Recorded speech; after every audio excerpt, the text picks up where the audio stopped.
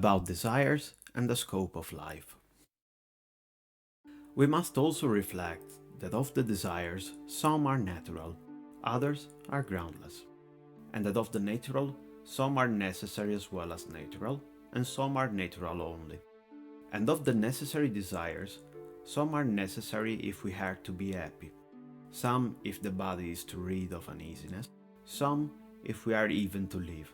He who has a clear and certain understanding of these things will direct every preference and aversion towards securing health of body and tranquility of mind, seeing that this is the sum and end of a blessed life.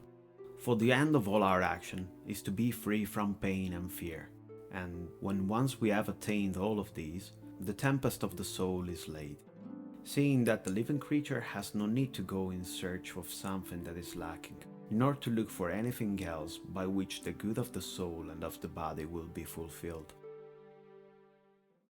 In these dense lines, Epicurus draws a defined ontology of desire, which is a necessary turning point to introduce the core of his moral doctrine around the choices to pursue the right pleasures. The logic of it seems to reflect a dichotomic scheme, almost a Platonic reflection, notwithstanding the distance between Plato and Epicurus' thought. A visual scheme could help us to pull together all the relevant distinctions and their implications. A first distinction is that some desires are natural, meaning that they look for things which we rightfully need to procure in order to preserve our life, like food, but many others instead are just without any foundation or need.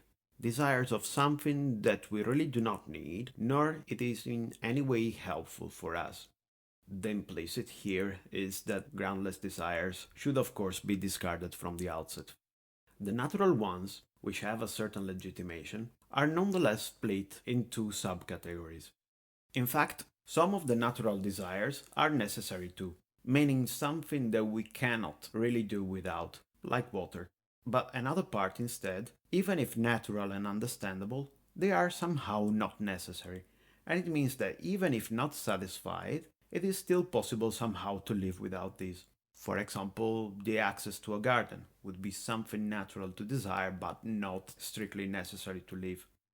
A third clarification comes from the fact that the necessary ones, on which we should focus, can be split in three other subcategories, in a sort of progression. Some of these are properly strictly mandatory to live, like food or water, something that we could not live without. Some other natural necessary desires instead aim to get rid of discomfort. For example, the wish for health, meaning that it is possible to live even with some diseases that are not mortal, but still these may cause a great deal of discomfort and physical pain, affecting the quality of our lives. The last category, then, is the one of desires that aim to attain happiness, and are necessary for this. It is somehow the most difficult category to frame, as there can be some differences, but, for example, having children could be one of these. It is possible to live without, it is possible to live comfortably without children, but maybe their presence could bring a certain happiness that otherwise wouldn't have been there. Some people could be perfectly happy without children, other ones instead could feel that there is something that they lack. It is a bit tricky, but this could be a good example. The right direction and criteria to orientate ourselves within these desires, then, is to aim towards bodily health and mind tranquility. This, for Epicurus, represents the best condition possible in life, and as such, the goal that we should reach in our existence. His reasoning is clear from the last three subtypes of natural and necessary desires. So, here, the soul is troubled from the possibility of suffering and constant fear of this.